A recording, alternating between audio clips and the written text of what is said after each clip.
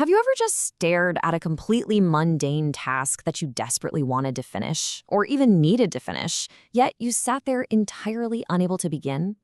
To the outside world, it might look like you just don't care, or worse, that you're just being lazy. But beneath the surface, your brain is actually fighting a massive, invisible battle. Today, in this explainer, we're unpacking the neurobiology of ADHD task paralysis. We're going to pull back the curtain on why starting feels so impossibly hard and look at the actual science of what is happening inside your brain. Okay, let's dive right in and validate something that is, frankly, a truly maddening experience: the intention-action gap. When you're experiencing task paralysis, you aren't choosing to delay. In fact, you might literally be screaming at yourself internally to just get up and do the thing. But this stuckness, it often feels completely physical. People describe it as feeling heavy, like they are glued to their chair or trapped in their own body. It's a terrifying and exhausting state because the intention to act is fully there, but the execution completely fails to follow. Think of executive dysfunction, which is the umbrella that task paralysis falls under, as a structural failure in your brain's neurological infrastructure. It's kind of like a highway with a completely collapsed bridge. The destination is programmed into the GPS, right? The engine is running, but the bridge between planning and doing is just out. This is not a moral failing. It is absolutely not a lack of willpower, and it certainly isn't laziness. It is a highly specific breakdown in your brain's ability to translate a conscious intention into a physical action. Now, this is absolutely crucial because it completely dismantles a pervasive societal myth.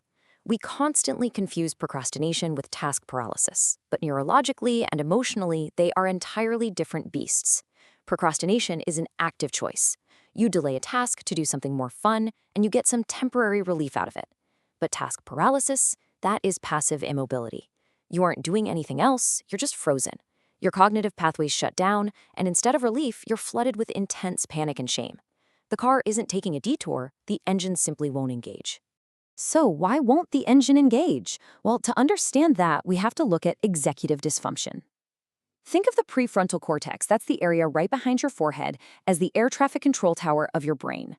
It manages planning, working memory, impulse control, and most importantly for us today, task initiation. When you have executive dysfunction, this management system breaks down. The command to just start gets lost in transmission. Neurotypical brains can basically automate the transition from thinking to doing, but for the ADHD brain, every single transition can feel like starting from absolute zero. All right, let's look at the actual neurochemistry behind this. Starting a task requires an ignition key, and in the brain, that key is dopamine. A dopamine surge is basically the chemical go signal that tells your motor cortex to physically start moving. But the ADHD brain experiences what's called dopaminergic hypofunction. Overactive dopamine transporters in the brain essentially vacuum up the dopamine way too quickly, meaning that crucial go signal is severely blunted. So you have the intention, but you simply don't have the chemical fuel required to turn the ignition. And this baseline difference completely explains why neurotypical folks can just power through boring chores, while people with ADHD often cannot. A neurotypical brain has a sufficient baseline to just, get up and fold the laundry. But because the ADHD brain operates at a chronically low dopamine baseline, low stimulation tasks like paying a bill or replying to an email just don't generate enough dopamine to cross that threshold of action.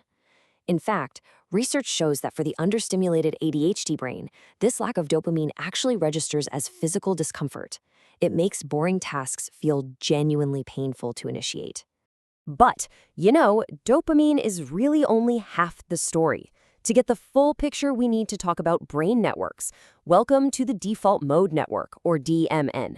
This is your brain's idle mode. It activates when you aren't focused on the outside world. It's the background noise generator where you daydream, reflect on yourself, or worry about the future. For the ADHD brain, the DMN is both a creative angel responsible for all that brilliant out-of-the-box thinking and a ruminating demon that traps you in loops of anxiety and distraction. And then you have its partner, the task positive network, or TPN. This is your brain's work mode. It activates when you need to focus, process sensory information, and actually get things done. Now, in a neurotypical brain, these two networks function exactly like a perfectly balanced seesaw. When it's time to work, the TPN turns on, and the DMN beautifully quiets down. When it's time to rest, the TPN powers off, and the DMN takes over. They are anti-correlated, meaning they take turns. But here is where the ADHD brain diverges dramatically. Functional MRI scans reveal that in an ADHD brain, that seesaw is broken. Instead, there is a glitchy switch. When you try to focus and turn on the task-positive network, the default mode network completely fails to shut down. Both networks co-activate simultaneously. The DMN actively tries to muscle its way in, constantly pulling your attention inward toward daydreams, anxieties, and random thoughts. While the TPN is desperately trying to focus on the task right in front of you, you are experiencing an overwhelming neural tug-of-war.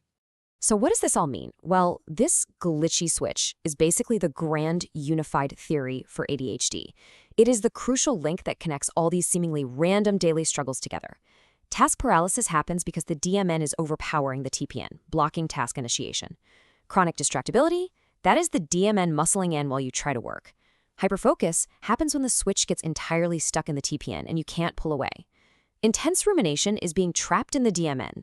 And because your brain is fighting this exhausting war, it frantically seeks dopamine through doom scrolling, or it just completely crashes under sensory overwhelm.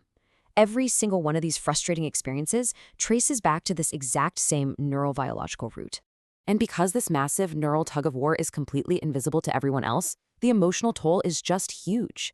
You sit there paralyzed, while the outside world misinterprets your struggle as carelessness. This external judgment feeds into a brutal internal dialogue, and that's when the shame spiral begins. You start asking yourself, why am I like this? Why is this so easy for literally everyone else? And here's the kicker. This intense self-criticism actually acts as a stressor. It activates your brain's threat detection system, which only deepens the freeze response and makes the paralysis even harder to break. Okay, so how do we actually break this freeze? Because traditional productivity advice, which completely relies on internal willpower, will always fail a brain with an internal dopamine deficit. You have to build external scaffolding. First, recognize when the DMN is taking over. Second, shock the system into the TPN using external stimuli. Put on high-energy music, move your body, talk to someone out loud. Third, if you're paralyzed by sensory overwhelm, reduce the load. Dim the lights, clear your desk. And finally, recognize when you're experiencing a dopamine crash. In those moments, trying to force activation will only extend the deficit. You absolutely must rest in physical stillness to replenish your brain's resources. If you take absolutely nothing else away from this explainer today, please let it be this. You are not broken, you are not lazy, and you are not defective.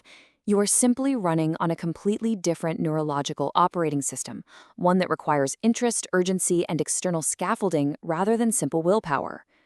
Understanding your brain is the very first step in dropping the shame and learning how to actually navigate your world. So, knowing what you know now about your dopamine levels and the networks in your brain, how will you choose to work with your unique neurobiology today?